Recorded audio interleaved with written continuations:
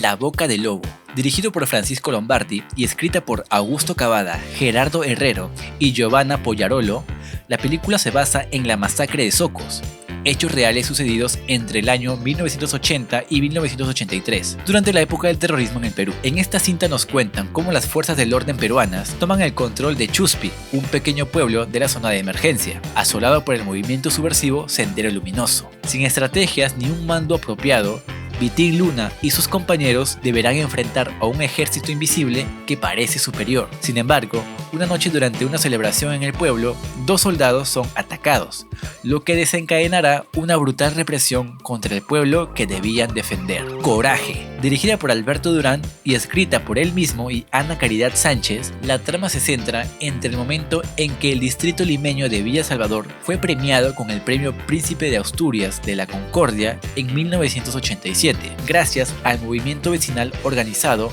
entre otras personas, por Moyano, y el 15 de febrero de 1992, día en que Moyano fue asesinada debido a su discurso a favor de la democracia y en contra de la violencia senderista. Paloma de Papel, escrita y dirigida por Fabricio Aguilar. A diferencia de La Boca del Lobo, aquí se presenta el conflicto desde la perspectiva de los pobladores, testigos y partícipes de la acción. Juan, un joven encarcelado por terrorismo en una prisión de Lima, le conceden la amnistía.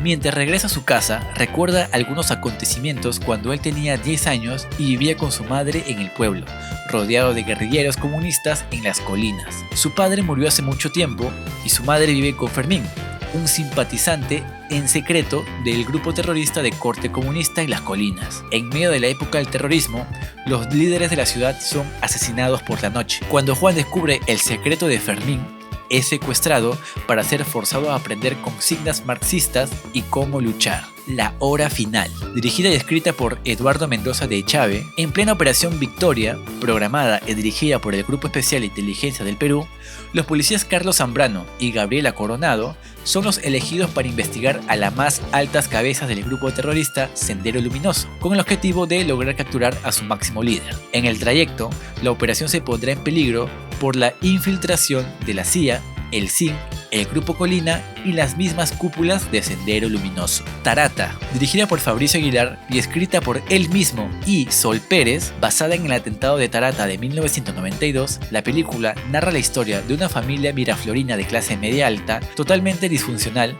compuesta por Daniel, su esposa Claudia y sus hijos Elías y Sofía. La vida de ellos se desarrolla con normalidad hasta que son sorprendidos con el atentado terrorista en la calle Tarata, con lo cual Claudia sufre una pérdida muy grande que la hará reaccionar ante hechos que pasaron frente a ella durante mucho tiempo, y su frustración por ser exitosa se opaca de la noche a la mañana. La Casa Rosada, dirigida y producida por el cineasta yacuchano Palito Ortega Matute, la película cuenta la historia de una familia yacuchana durante el conflicto armado interno. La madre es asesinada y el padre, un profesor universitario, es acusado de formar parte de la organización terrorista Sendero Luminoso. Por esta razón, es torturado cruelmente en la Casa Rosada, centro clandestino de detención. Su familia y sus hijos, de 9 y 10 años, iniciarán su intensa búsqueda hallándolo moribundo en un desolado sitio rodeado de muchos muertos. La historia se desarrolla en los años 80 en Ayacucho, lugar que concentró la mayor parte de la violencia desatada durante la época del terrorismo.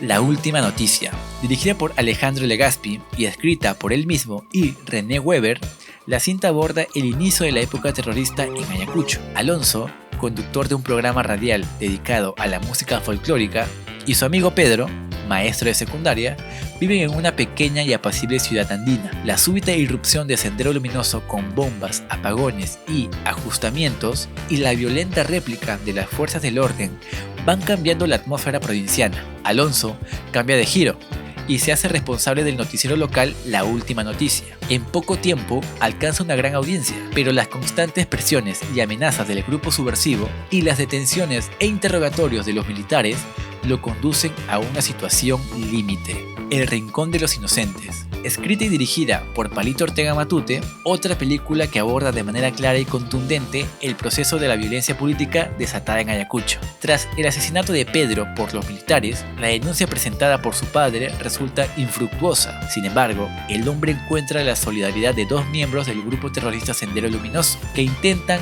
captarlo a él y a su familia para que se integren en la organización. Aunque rechazan la propuesta, los miembros del servicio de inteligencia dan por hecho lo contrario y hacen desaparecer al padre. La teta asustada. Escrita y dirigida por Claudia Llosa, basada en el libro de la escritora Vivian Mesa. La historia se centra en Fausta, una joven que, según sus creencias, sufre una extraña enfermedad ficticia llamada la teta asustada.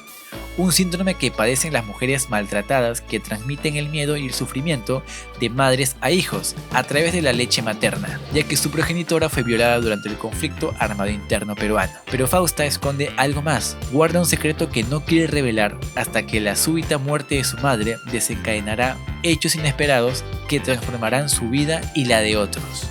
Ni con Dios ni con el diablo. Escrita y dirigida por Nilo Pereira del Mar, esta es la primera vez que aparece Sendero Luminoso en acción al interior de la comunidad campesina en un largometraje peruano de ficción. Jeremías, joven pastor de una comunidad andina, escucha el presagio siniestro del brujo de la comunidad. Poco después, una unidad de Sendero Luminoso llega a la comunidad y asesina a las autoridades. Los senderistas le asignan a Jeremías unas funciones que no cumplirá. Al llegar el ejército, tiene que huir. Parte hacia Lima en busca de su padrino. Desempeña varios trabajos, pero tiene que huir constantemente perseguido por la policía. Poco a poco se da cuenta que el presagio se cumple y que Lima es una ciudad maldita.